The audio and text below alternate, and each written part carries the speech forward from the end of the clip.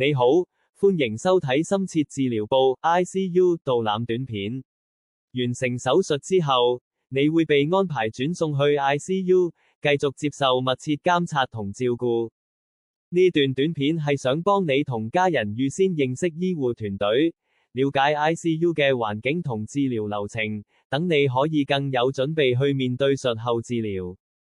東區醫院嘅 ICU 位於主座大樓 B10 同 D10 病房，一共設有25張病床，由超過120位經驗豐富嘅醫護人員組成團隊，每年照顧超過1600名病人。ICU 係病人手術後康復嘅重要階段，病人會喺儀器嘅支援下，接受緊密監察同護理。一般嚟講，一位護士會照顧1至2位病人。以下會逐步介紹你抵達 ICU 後嘅情況。手術完成後，我哋會喺手術室接手照顧你，並安排轉送到 ICU。原病房嘅同事亦會通知你嘅家屬你轉到病房。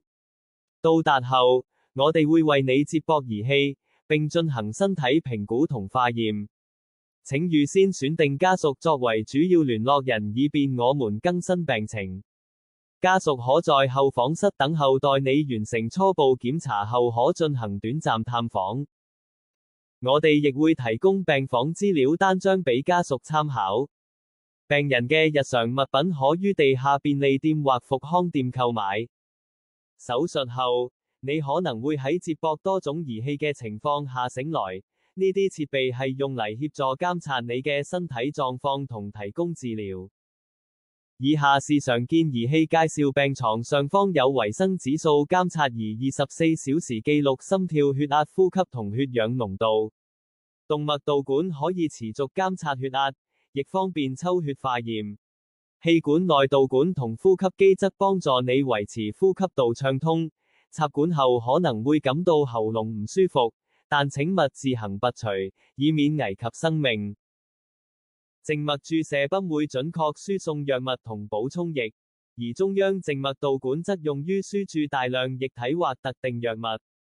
術後一般需要禁食，會透過靜脈輸液維持營養。如無法進食，則會使用鼻胃管餵食或引流。尿管同小便引流袋用於排尿同監察尿量。抗血栓壓力泵則促進下肢血液循環，預防因臥床引致嘅血栓。術後初期建議留床休息，如需協助可按叫人中。我哋明白儀器可能會令你唔舒服，但請唔好自行拔除。如有需要，會使用保護性約束，並持續觀察你嘅情況，定時評估是否仍然需要使用。手術之後，你可能會覺得傷口有啲痛楚，醫生會開止痛藥，幫你舒緩不適。常見的止痛方式包括口服止痛藥、注射止痛針、病人自控止痛 PCA 以及腦硬膜外止痛。手術後，醫生可能會喺傷口位置放置引流導管，目的是排走膿血或其他體液。根據唔同手術類型，引流方法亦有所不同，例如腦神經外科會使用外置脊髓引流。腹部手術常用腹腔引流喉或鼻胃喉，腸造口手術則會將腸道拉出腹壁形成造口，排出糞便。至於骨科同耳鼻喉科手術，就會使用專門設計嘅引流裝置。以下係你喺 ICU 嘅日常流程，我哋會協助你進行口腔清潔同身體護理，亦會定時幫你更換臥肢，減少局部壓力，預防壓瘡形成。